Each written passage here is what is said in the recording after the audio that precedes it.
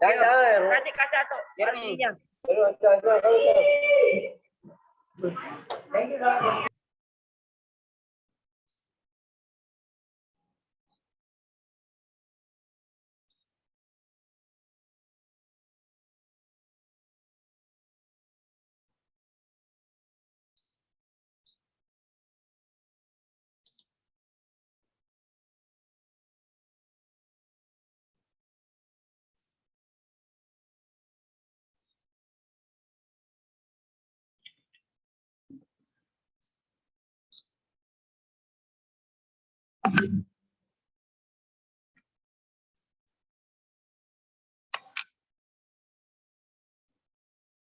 Oke, bismillahirrahmanirrahim. Assalamualaikum warahmatullahi wabarakatuh.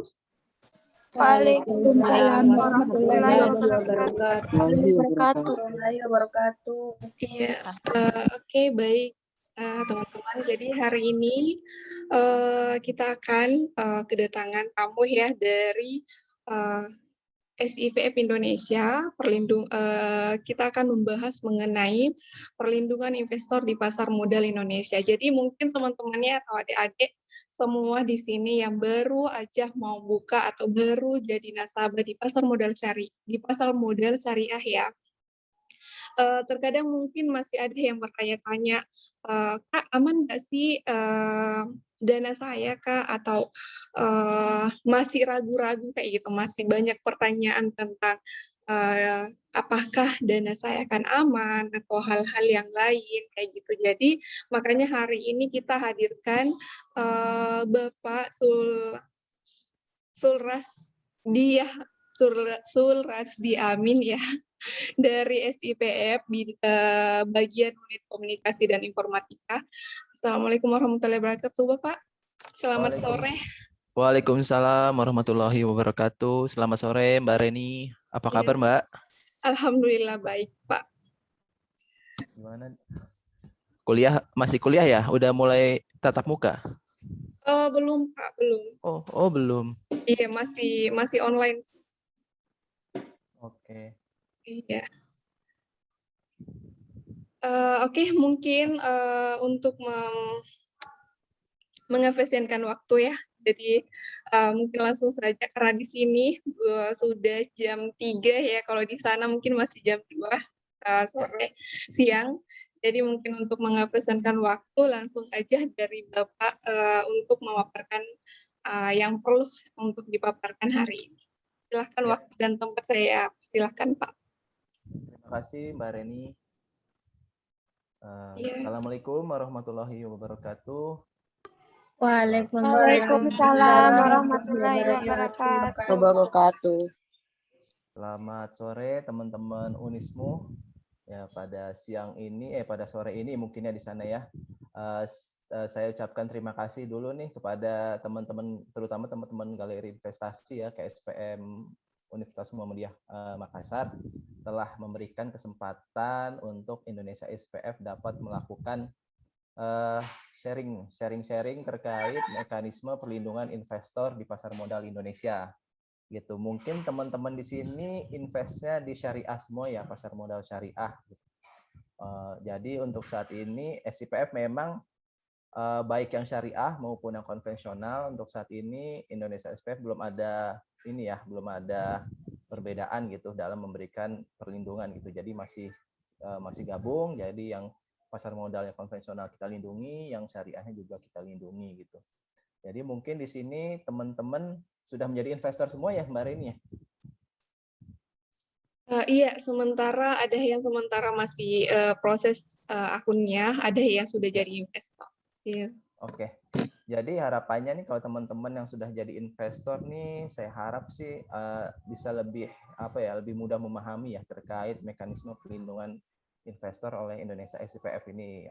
Atau mungkin nanti teman-teman yang baru mau menjadi investor nih bisa semakin yakin nih gitu untuk jadi investor di pasar modal karena adanya perlindungan dari Indonesia SIPF gitu. Jadi sejauh ini saya banyak yang mendapatkan pertanyaan, SIPF itu sekuritas ya Pak ya gitu. Jadi masih banyak nih yang salah paham gitu. Jadi SIPF itu bukan sekuritas gitu. Kita lembaga yang memberikan perlindungan pada aset investor. Kalau teman-teman tahu di perbankan ada LPS gitu ya, lembaga penjamin simpanan gitu. Nah, kita tuh di pasar modal ada yang namanya Indonesia SIPF gitu. Jadi SIPF bukan sekuritas gitu. Meskipun nama panjangnya memang ada securities-nya gitu, Securities Investor Protection Fund. Gitu. Jadi masih banyak juga yang masih salah paham terkait fungsi dan peran Indonesia SIPF. Ya, harapannya mungkin siang ini kita bisa lebih banyak belajar ya terkait mekanisme perlindungan investor gitu. Jadi teman-teman nanti dari sini nih, dari acara ini bisa menyebarluaskan lagi nih informasinya kepada teman-teman yang lainnya juga gitu untuk mulai berani berinvestasi di pasar modal. Seperti itu. Mungkin itu sedikit pembukaan dari saya. Saya izin langsung share screen aja ya Mbak Reni ya. Iya, silakan Pak. Oke. Ya, mungkin di sini nanti ada beberapa istilah-istilah yang teman-teman masih baru mendengar atau baru tahu gitu ya. Jadi kita santai aja, kita belajar bareng gitu ya, diskusi bareng. Mungkin nanti kalau ada yang ingin ditanyakan silakan monggo gitu. Daripada sayanya mumpung ada saya gitu, nanti silakan aja kalau ada yang mau ditanya-tanya gitu. Oke, ini udah kelihatan ya? Ya udah Pak. Oke. Pertama-tama mungkin kita kenalan dulu ya, Indonesia SIPF ini apa sih gitu kan. Jadi memang kita ini Indonesia SIPF ini branding gitu ya, branding nama yang memang kita gunakan di dunia internasional nih gitu. Kita tahu nama resmi kita itu PT Penyelenggara Program Perlindungan Investor Efek Indonesia gitu, cukup panjang. Nah, untuk brandingnya, untuk mudah diingatnya, kita menggunakan nama Indonesia Securities Investor Protection Fund. Oke, jadi kita kenal ya di bawah naungan OJK nih ada 3 industri nih, industri keuangan. Yang pertama ada perbankan, ada pasar modal, lalu ada IKNB nih, industri keuangan non bank, di mana ada asuransi, dana pensiun dan lain-lain. Gitu. Di perbankan kita tahu ada lembaga yang memberikan perlindungan nih atau jaminan kepada nasabahnya, yaitu LPS gitu. LPS merupakan bisa dibilang saudara ya, kakak dari Indonesia SPF gitu ya, walaupun ini beda ibu ya, karena dia di perbankan, kita di pasar modal. LPS sudah ada dari tahun 2004, sedangkan pasar modal ada yang memberikan perlindungannya melalui Indonesia SPF nih baru tahun 2014 nih gitu. Jadi kita memang terbilang cukup baru gitu ya, namun kita dengan spirit dan semangat untuk selalu bisa memberikan perlindungan investor pasar modal. Apa sih memang yang dilindungi gitu ya? Jadi memang di pasar modal ini kita kenal ada beberapa perlindungan gitu. Buat apa lagi ada Indonesia SIPF gitu ya. Jadi kita kenal di perlindungan pasar modal tuh ada penyelesaian transaksi efek di bursa efek gitu ya, melalui KPI.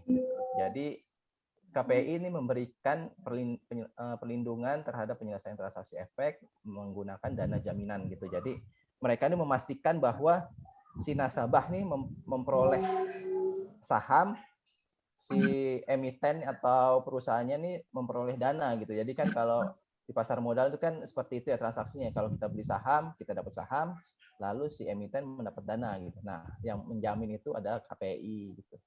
Lalu setelah itu ada perlindungan pada saat penyimpanan aset nih. Gitu. Jadi di sini ada perlindungan dari Indonesia SPF. Jadi Indonesia SPF nih memberikan perlindungan pada saat aset teman-teman ini sudah tersimpan nih, sudah tercatat gitu ya di KSEI gitu, udah deal gitu, udah tercatat. Nah, SPF tuh memberikan perlindungan pada saat itu gitu. Lalu tahun ini ada lagi tambahan perlindungan namanya disbursement dan disbursement fund. Ini lebih luas lagi nih dari Indonesia SPF. Kalau Indonesia SPF itu memberikan perlindungan atas aset investor atau aset teman-teman yang hilang nih diakibatkan oleh fraud gitu ya. Kita tahu fraud itu kan disebabkan oleh pihak-pihak yang tidak bertanggung jawab gitu, menggunakan aset atau dana teman-teman ini tanpa pengetahuan, lalu asetnya hilang seperti itu. Sedangkan kalau disbursement dan disbursement fund ini lebih luas lagi nih, skala bentuk kerugian yang diakibatkan oleh pihak-pihak tertentu itu bisa masuk dalam disbursement fund gitu. Jadi memang dia lebih luas lagi, bukan hanya sebatas fraud gitu ya kejadiannya. Jadi memang lebih luas daripada perlindungan Indonesia SPF. Gitu. Jadi risiko seperti apa sih yang dilindungi oleh Indonesia SPF nih teman-teman juga harus tahu ya gitu. Jadi walaupun teman-teman kenal SIPF gitu, tapi teman-teman juga harus tahu nih fungsi dari Indonesia SPF ini. Seperti apa sih fungsinya gitu. Jadi misalkan teman-teman sebagai nasabah atau investor nih, bertransaksi atau membuka rekening efek di custodian. Custodian itu mungkin teman-teman kenal namanya sekuritas ya gitu. Jadi teman-teman buka rekening di sekuritas gitu ya. Nah, sekuritas ini punya wewenang nih untuk mengadministrasikan aset teman-teman gitu, baik itu pencatatan, penyimpanan, mentransfer, menggunakan dan melaporkan transaksi gitu. Jadi memang itu dia punya wewenang nih. Nah, di wewenang tersebut makanya ada potensi pemindah bukan aset milik teman-teman nih tanpa pengetahuan teman-teman sebagai investor gitu. Kalau si orang sekuritas ngomong, Pak ini saya jual atau saya mau beli, ini itu nggak masalah. Tapi yang masalah itu kalau tiba-tiba asetnya teman-teman itu dijual tanpa pengetahuan teman-teman lalu rugi gitu ya.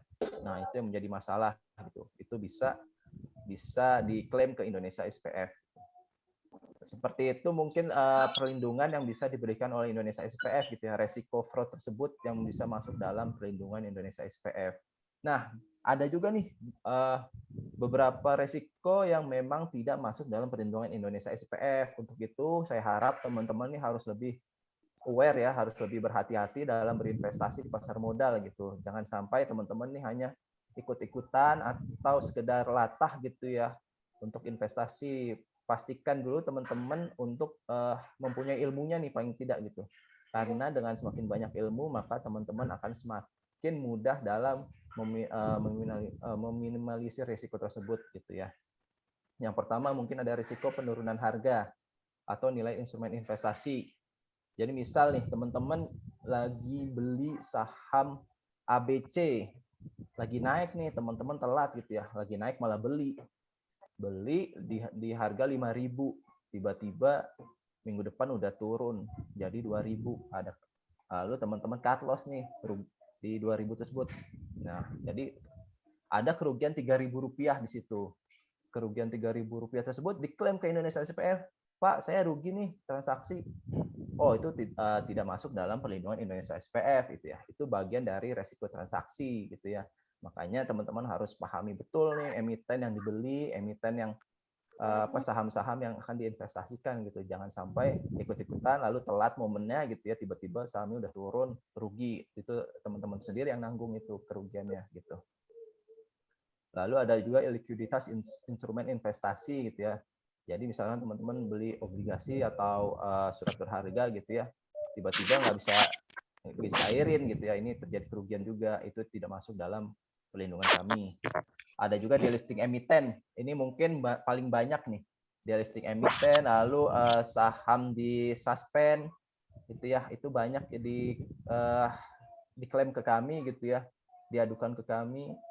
Pak, emiten saya delisting, Pak, emiten saya disuspend. Itu mohon maaf gitu ya, untuk resiko tersebut tidak masuk dalam perlindungan Indonesia SPF gitu. Makanya kan bursa untuk saat ini sudah ada yang namanya notasi efek khusus, lalu ada juga unusual market activity.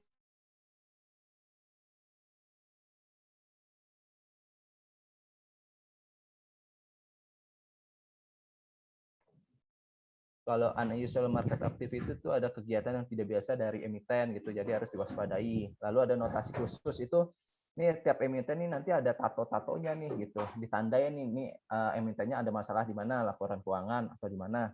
Nah, itu teman-teman bisa tuh mencari tahu gitu. Jadi usahakan hindari emiten-emiten yang memang berpotensi mengalami delisting atau suspend gitu ya. Kecuali memang teman-teman ini udah investor kakap gitu ya, mainnya memang berani gitu, itu di luar cerita.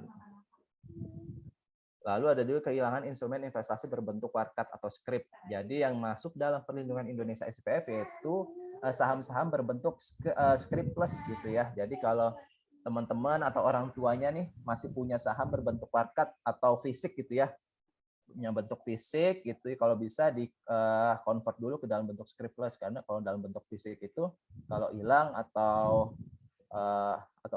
kalau hilang gitu ya, itu tidak masuk dalam perlindungan Indonesia SPF. Lalu ada gagal bayar instrumen investasi dan gagal bayar akibat repo.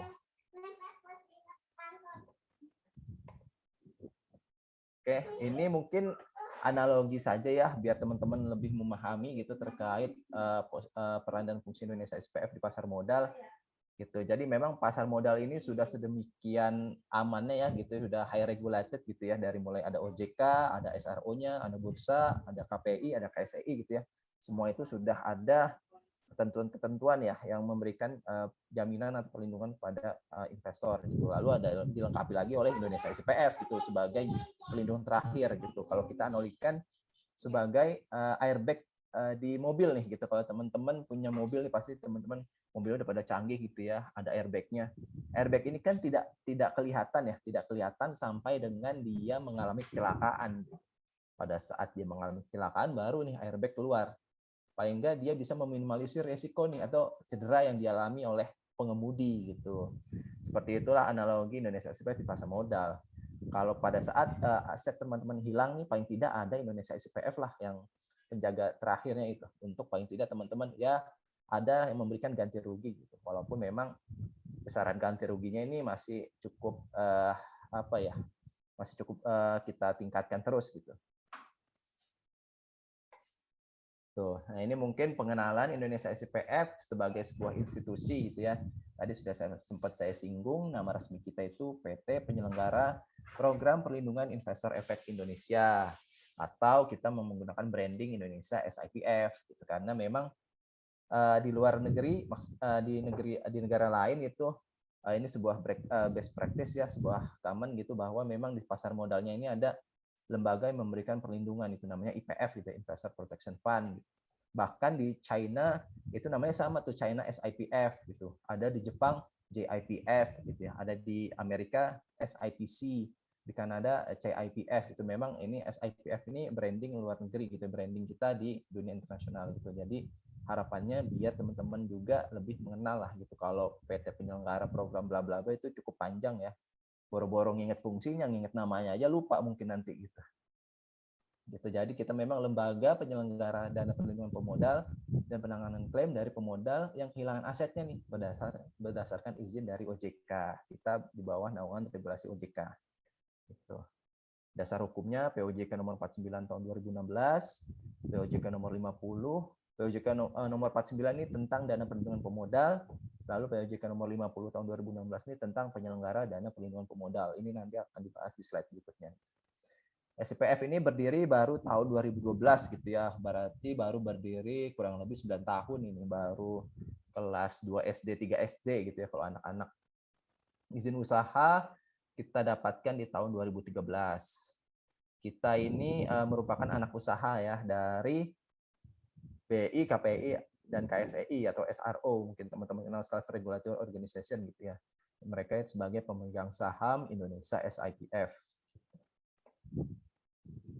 Nah, ini mungkin tadi sempat sedikit disinggung, apa sih DPP, PDPP gitu ya. DPP ini dana perlindungan pemodal, diatur dalam POJK nomor 49 tahun 2016 gitu. Jadi memang kita ini di bawah naungan regulasi OJK gitu, di bawah peraturan OJK. Gitu. Jadi DPP ini kumpulan dana untuk melindungi pemodal dari hilangnya aset pemodal gitu ya. Jadi DPP ini merupakan dana milik industri nih, bukan dana milik SIPF sebagai institusi gitu ya. Jadi kalau beberapa kali kami dibilang, wah enaknya SPF duitnya banyak gitu ya kalau nggak ada kejadian. Ini bukan duit Indonesia SPF gitu. SPF hanya diamanatkan untuk mengelola atau menyelenggarakan dana perlindungan pemodal tersebut gitu. Dana ini milik industri pasar modal. Nah, PDPP ini institusinya nih. PDPP yaitu untuk saat ini yang ditunjuk adalah Indonesia SPF gitu sebagai penyelenggara dana perlindungan pemodal. Perseroan dengan izin OJK untuk menyelenggarakan dan mengelola DPP gitu. Jadi fungsi kita juga untuk mengelola DPP tersebut nih agar semakin tumbuh, agar semakin banyak, agar semakin meningkat gitu ya. Sehingga diharapkan nanti semakin besar DPP maka semakin besar pula perlindungan yang bisa diberikan oleh Indonesia SPF. Gitu. Jadi di PDPP ini diatur dalam POJK nomor 50 tahun 2016 gitu. Mungkin kalau teman-teman di sini ada yang teman-teman dari hukum gitu ya, pasti lebih lebih aware gitu ya terkait hal ini gitu. Nah, ini sumber pendanaan DPP. Per Oktober kemarin, maksudnya dana perlindungan pemodal ini sudah terkumpul sebesar kurang lebih 235 miliar gitu ya. Dari mana sih sumber dana ini gitu? Dari mana sih SPF dapat dana ini? Pertama itu ada kontribusi awal gitu ya, kontribusi dana awal dari BI, KPI, KSI gitu sebagai pemegang saham perusahaan, sebagai pemegang saham Indonesia SPF. Lalu ada juga iuran keanggotaan gitu, karena Indonesia SPF itu kan punya anggota DPP namanya ya, anggota dana perlindungan pemodal. Nah itu ada iurannya tuh, ada iuran keanggotaan awal pada saat mereka baru bergabung, lalu ada juga iuran keanggotaan tahunan. Jadi memang rutin ditagihkan tiap tahun kepada anggota DPP tersebut. Gitu. Lalu ada juga dana yang diperoleh dari kesediaan sebagai pelaksanaan hak subrogasi, lalu ada juga hasil investasi dari DPP tersebut gitu. Jadi memang kita fungsinya tadi sudah disebut bahwa kita memang salah satunya mengelola DPP. Jadi memang di POJK-nya itu ditentukan bahwa kita mengelola DPP tersebut pada instrumen-instrumen memang yang sudah ditunjuk nih, sudah dipercaya seperti deposito, SBN gitu ya, memang yang instrumennya ini aman gitu. Jadi kita tidak bisa sembarangan menginvestasikan dana ini pada instrumen-instrumen yang memiliki risiko tinggi gitu, karena ini dana milik industri gitu, terlalu riskan untuk kita investasikan pada instrumen yang memiliki risiko tinggi gitu. Lalu ada sumber lain yang ditetapkan oleh OJK. Jadi tidak menutup kemungkinan nih OJK akan memberikan sumber-sumber lain gitu ya, memberikan persetujuan gitu ya, sumber-sumber lain dari DPP ini. Nah, di kanan ini apa sih jumlah dana CGRP atau cadangan ganti rugi pemodal gitu. Jadi dana ini bisa kita gunakan jikalau dana yang sebesar 235 miliar ini tidak cukup nih untuk mengganti kerugian atas aset investor yang hilang. Misal di sekuritas A dan B total kehilangan investor asetnya itu sampai dengan 300 miliar gitu. Sedangkan DPP kita cuma 235 miliar gitu. Nah, kurangnya ini bisa kita gunakan dari CGRP gitu. Jadi CGRP bisa kita gunakan pada saat DPP tidak mencukupi nih untuk memberikan ganti rugi. Kalau DPP masih cukup ya CGRP nggak boleh diotak-atik gitu. Ini sedikit sekilas aja posisi kami di pasar modal. Kalau teman-teman nanya nih SPF itu siapa sih gitu ya. Kita itu di bawah naungan regulasi OJK dan kita merupakan anak perusahaan dari SRO. Ada BI, KPI, dan KSEI. Kita punya saudara-saudara kandung nih, ada PHI atau IBPA ya, penilai harga efek Indonesia. Ada TISMI nih kalau teman-teman mau ambil sertifikasi atau mau ambil pelatihan terkait pasar modal bisa melalui TISMI gitu ya. Ada juga pendanaan efek Indonesia, PI, lalu ada juga masih ada IDX STI yang bergerak di bidang teknologi informasi. Nah, ini anggota DPP gitu. Jadi dalam peraturannya itu kustodian gitu ya, atau perantara pedagang efek ini dalam hal ini sekuritas dan bank kustodian itu wajib menjadi anggota DPP gitu. Jadi pada saat ini anggota kita itu sudah sejumlah 125 nih. Dari sekuritasnya ada 103, dari bank kustodiannya ada 22 gitu. Jadi teman-teman tidak perlu khawatir gitu ya, kalau teman-teman untuk saat ini berinvestasi bisa saya bilang bahwa sekuritas-sekuritas besar yang ada saat ini sudah menjadi anggota DPP gitu ya. Jadi teman-teman tidak perlu khawatir nih. Kalau teman-teman berinvestasi pada sekuritas yang memang sudah menjadi anggota DPP, teman-teman sudah pasti mendapat perlindungan dari Indonesia SPF, tidak perlu untuk saat ini ya tidak perlu membayar premi atau membayar iuran kepada SPF gitu ya. Tapi kami tidak tahu jika memang di sekuritasnya itu mengenakan biaya gitu pada pemodalnya, itu bukan wewenang kami gitu untuk mengetahui hal tersebut. Nah, ini ada stiker nih. Kita juga punya stiker keanggotaan gitu ya. Kalau di LPS tuh ada tuh, kalau teman-teman main di bank tuh ada tuh warna putih kuning. Di bank ini sudah jaminan LPS gitu ya, ada keterangannya. Nah, untuk sekuritas juga ada nih gitu. Jadi kalau teman-teman main-main nih ke kantor sekuritas, baik yang di pusat ataupun yang di cabang nih, seharusnya mereka sudah menempelkan stiker tanda keanggotaan ini gitu. Jadi sebagai identitas lah bahwa mereka memang sudah menjadi anggota DPP. Seperti itu. Nah, ini persyaratan yang persyaratan perlindungan investor. Sebenarnya ini panjang ya di sini kalau dilihat, tapi sebenarnya cukup satu sih, teman-teman sudah punya SID aja itu sudah bisa kita lindungi gitu. Yang penting punya SID. Tentunya teman-teman udah pada tahu kan ya SID yang dari ke stay itu gitu. Jadi teman-teman punya SID itu sebagai KTP-nya teman-teman gitu di pasar modal sebagai identitas gitu ya.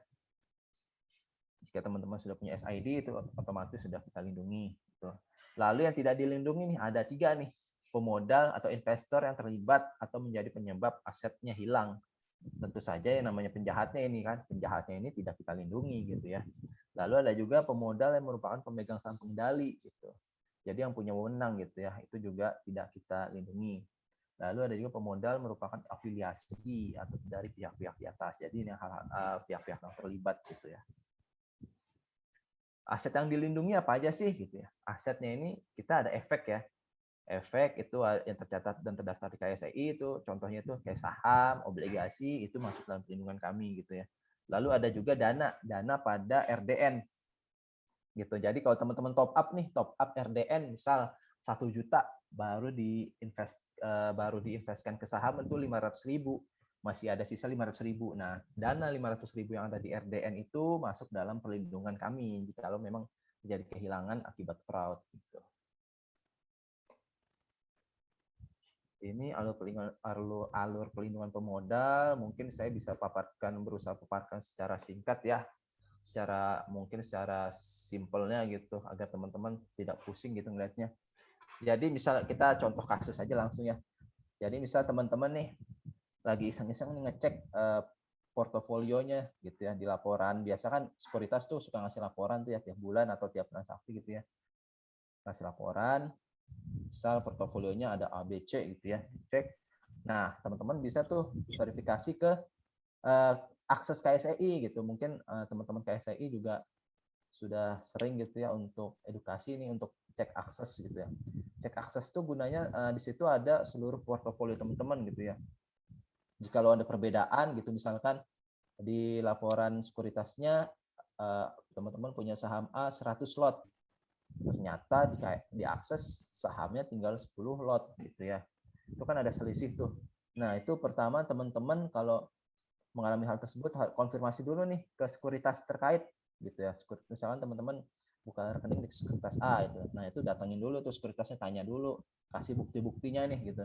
Apa benar aset saya hilang gitu ya? Apa benar aset saya disalahgunakan atau mungkin hanya kesalahan sistem gitu ya. Karena banyak juga nih yang kesalahan sistem ternyata besokannya udah benar lagi gitu. Itu konfirmasi dulu ke sekuritasnya. Jika memang benar ada kehilangan, lalu sekuritasnya itu tidak beritikat baik ya untuk menyelesaikan kasus atau menyelesaikan masalah. Nah, teman-teman bisa nih mengadukan ke OJK gitu. Namun apabila sekuritasnya ya udah diganti sama sekuritasnya gitu kan, ya udah selesai gitu, alhamdulillah. Namun kalau memang sekuritas tidak mau mengganti, teman-teman bisa nih mengadu pada OJK gitu ya, melapor pada OJK gitu ya. Atau bisa juga ke SPF. Nanti SPF juga akan bantu ke OJK juga pastinya gitu ya. Karena pintu pertama yaitu OJK. Di OJK nih laporan teman-teman ini diproses dulu nih, diverifikasi, diinvestigasi gitu ya. Karena enggak sembarangan gitu ya proses ini gitu. Jadi jangan main-main juga untuk ngaku-ngaku bahwa mengalami kehilangan aset gitu, karena prosesnya lumayan cukup complicated gitu ya. Jadi ada proses verifikasi, ada investigasi di OJK. Jikalau memang terjadi kehilangan, OJK akan mengeluarkan surat pernyataan tertulis namanya. Surat pernyataan tertulis gitu ya. Nah, SIPF ini bisa mulai menjalankan fungsinya pada saat OJK telah mengeluarkan surat pernyataan tertulis nih. Misalkan, SIPF nih memang ada kehilangan nih, proses gitu. Oke. Kita proses klaim ya, kita umumin di media massa gitu ya, mengundang investor nih untuk ngajuin klaimnya. Gitu. Kita bentuk komite klaim, verifikasi gitu ya. Jadi investor udah ngajuin klaim, isi formulir segala macam gitu ya. Lalu ada proses itu ada hasilannya nih, hasilan klaimnya gitu ya. Jika memang misalkan teman-teman hilang 50 juta, keputusan klaimnya yang diganti hanya 40 juta. Nah, itu teman-teman berhak bisa untuk menolak atau menerima gitu ya. Kalau menolak, saya rugi dong kalau hilang 50 yang diganti 40. Tolak, ajukan keberatan lagi ke OJK gitu. Nah, kalau teman-teman udah legowo nih, ya udahlah 40 daripada nggak sama sekali itu, ya udah terima kelar urusan gitu. Seperti itu sih mungkin simpelnya gitu ya. Jadi teman-teman nggak perlu khawatir lagi, pusing-pusing lagi nih gimana nih kalau hilang gitu ya.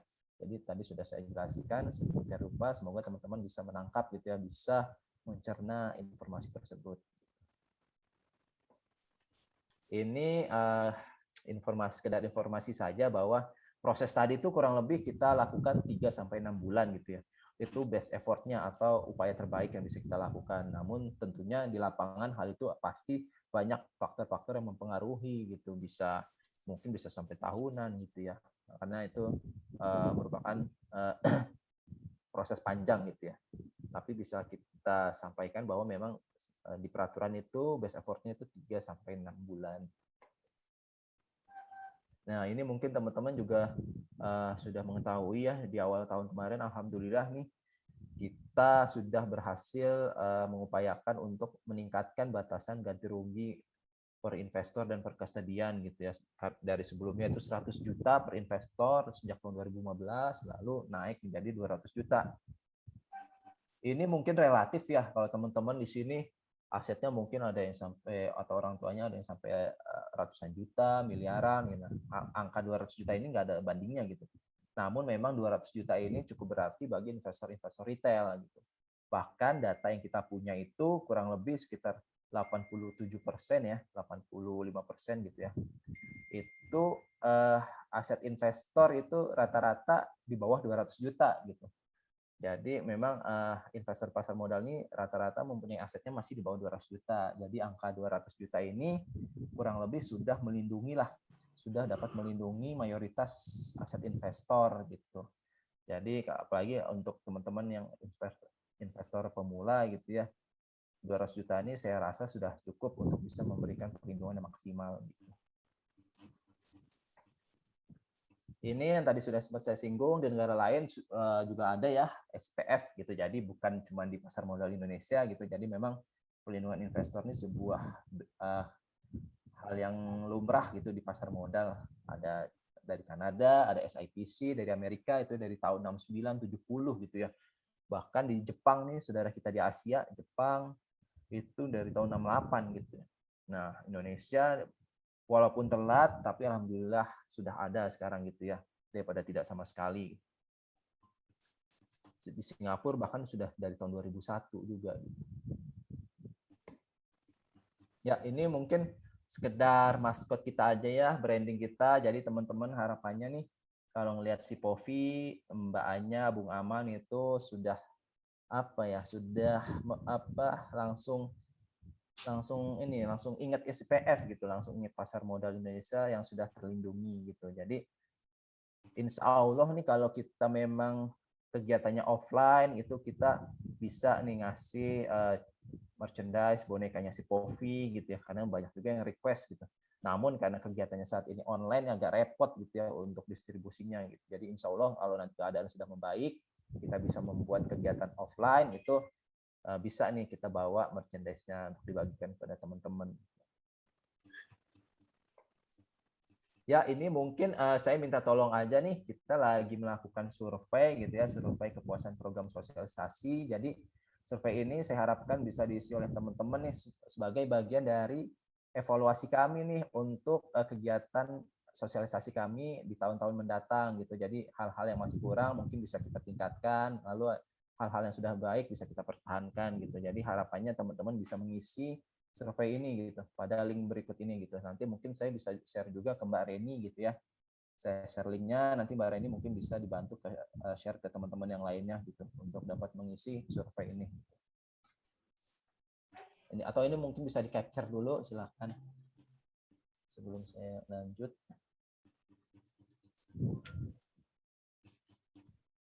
Oke.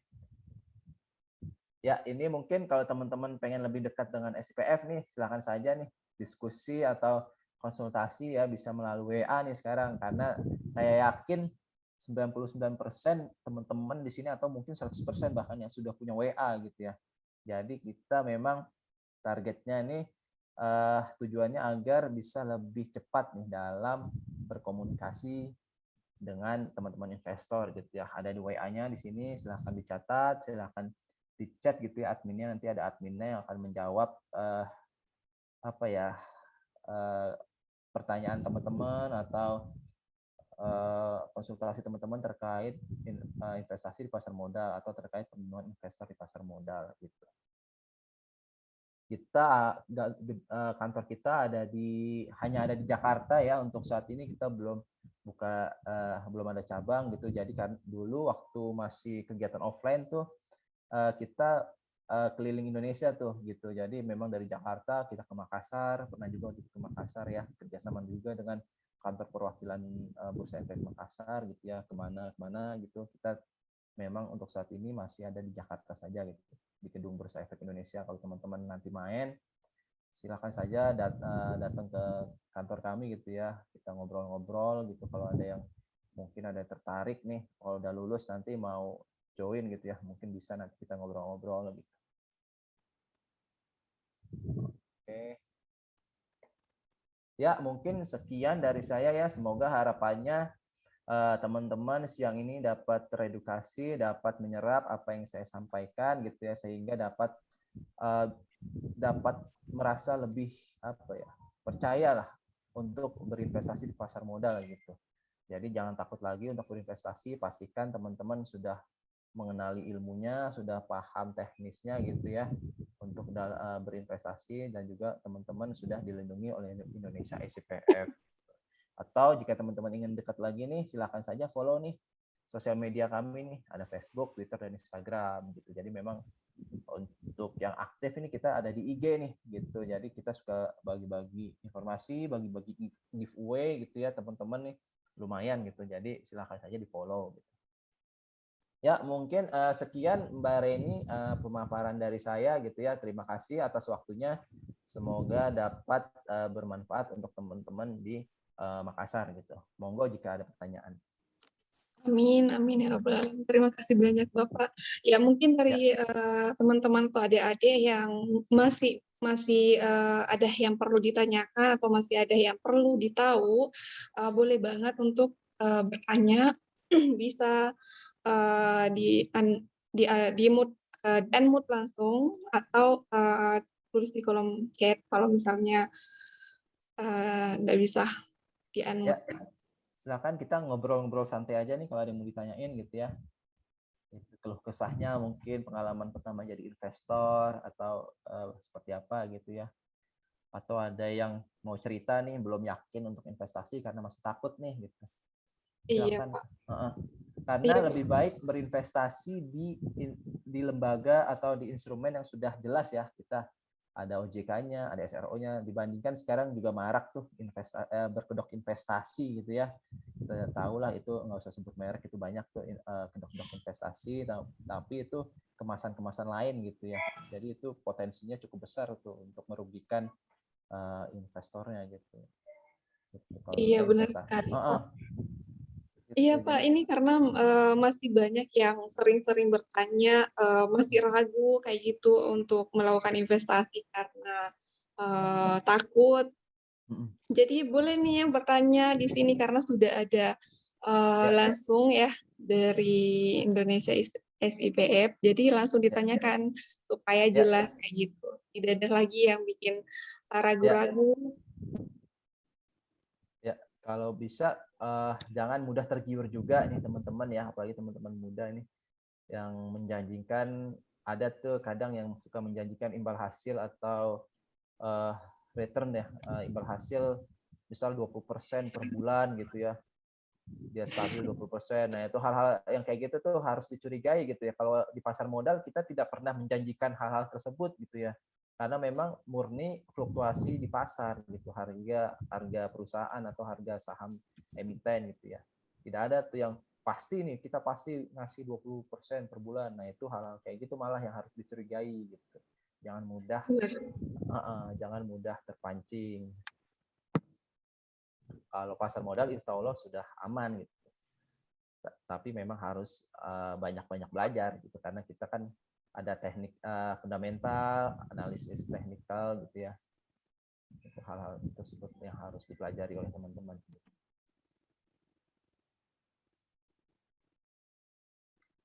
Gimana? Mungkin ada yang mau cerita barangkali, ada yang berkeluh kesah gitu ya. Oke Pak, saya Pak mungkin. Oh, silakan Mas. Ayo Pak, terima kasih atas kesempatannya Pak. Sangat menarik apa yang dipaparkan oleh Bapak Surasid Amin. Terima kasih Pak atas ilmu yang telah diberikannya. Nah, gini Pak, pertanyaan saya, kan Bapak mungkin sudah pernah mengatasi masalah-masalah tentang kehilangan aset gitu Pak. Ya. Nah, saya ingin bertanya tentang bagaimana sih Pak tips-tips sebagai investor muda seperti saya saat ini yang masih pemula untuk menghindari Pak kehilangan-kehilangan itu sehingga tidak menghadapi lagi ke SIP begitu Pak. Kan ada trik-triknya untuk menghindari supaya nggak kehilangan aset atau emiten-emiten apa saja yang bisa dipercaya begitu Pak. Terima kasih. Oke, terima kasih. Mas siapa tadi Mas? Kavi Pak. Oh, Mas Kavi ya. Oke, terima kasih Mas Kavi atas pertanyaannya gitu ya. Jadi tips-tipsnya gitu untuk agar teman-teman tidak mengalami kehilangan aset gitu ya, atau meminimalisir gitu ya, meminimalisir risiko kehilangan aset gitu. Jadi teman-teman pastikan berinvestasi pada sekuritas yang memang sudah menjadi anggota kami, anggota DPP, lalu sekuritas yang memang sudah terdaftar di OJK gitu ya. Dan ada juga sekuritasnya sudah menjadi anggota bursa gitu ya. Jadi kurang lebih itu sekuritas yang sudah menjadi anggota bursa itu sudah menjadi anggota kami juga gitu. Jadi pastikan bahwa memang teman-teman berinvestasi pada sekuritas yang sudah menjadi anggota kami gitu. Jadi teman-teman nih saat ini investasinya di sekuritas apa ya kalau boleh tahu Mas Kavi gitu. Karena kalau kita tidak boleh memberikan ini sih rekomendasi sekuritas apa gitu yang dipilih, tapi kita cuma bisa ngasih info bahwa pastikan teman-teman berinvestasi pada sekuritas yang sudah menjadi anggota kami gitu. Karena nanti kalau ada suatu kejadian itu ada yang melindungi gitu. Seperti itu Mas Kavi. Jadi jangan sembarangan sekuritas gitu ya, atau ada saya pernah menerima aduan gitu ya. Namanya sama tapi hampir sama, namanya hampir sama tapi ternyata dia ini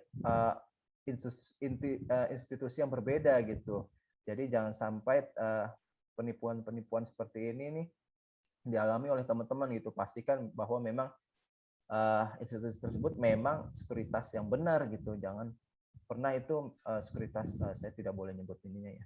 Sekuritas misal sekuritas A ternyata dia namanya beda di belakangnya doang gitu. Depannya sama, ternyata belakangnya beda. Nah, itu kena tipu tuh si investornya. Nah, itu pastikan teman-teman jangan sampai tuh kena tipu seperti itu gitu. Pastikan benar bahwa memang sekuritas ini adalah sekuritas yang merupakan anggota DPP gitu. Jangan asal menaruh atau membuka rekening pada sekuritas yang belum terpercaya. Seperti itu sih Mas Kavi gitu. Jadi harus berhati-hati lagi Mas dalam berinvestasi atau membuka rekening ya. Baik Pak, terima kasih. Ya. Ya, mungkin dari teman-teman yang lain masih ada yang mau bertanya, silakan ditanyakan karena sudah ada gitu yang akan menjawab insya Allah. Ya. Jadi mungkin kasus kita terakhir ya, itu sebelum adanya Indonesia SIPF gitu ya, kasus kehilangan terbesar itu tahun 2008 kalau saya boleh kasih info gitu. Mungkin tahun 2008 nih teman-teman mungkin masih pada SD SMP kali ya gitu ya. Saat ini gitu mungkin ya. Saya kurang tahu gitu. Kayaknya ya 2008 tuh dulu ada kasus yang sangat besar gitu ya.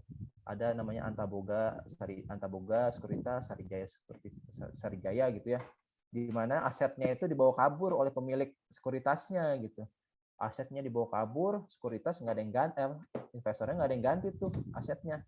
Nah, kasus tersebutlah yang melatar belakangi juga terbentuknya Indonesia SIPF gitu. Alhamdulillahnya sejak Indonesia SIPF berdiri sampai dengan saat ini belum ada kasus-kasus yang sampai mengharuskan keluar nih dana pelindungan pemodal tuh belum ada tuh alhamdulillah. Paling ada aduan-aduan aja sih, aduan-aduan gitu ya.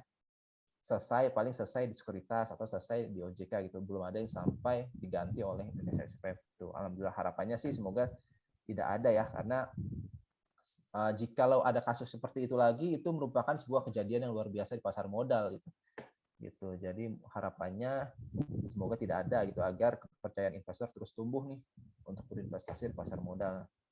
Seperti itu mungkin Mbak Reni flashback-nya ya untuk cerita zaman dulu gitulah.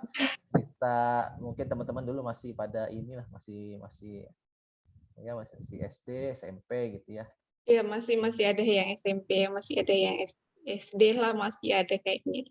Iya, masih muda-muda. Ini semester berapa Mbak Reni?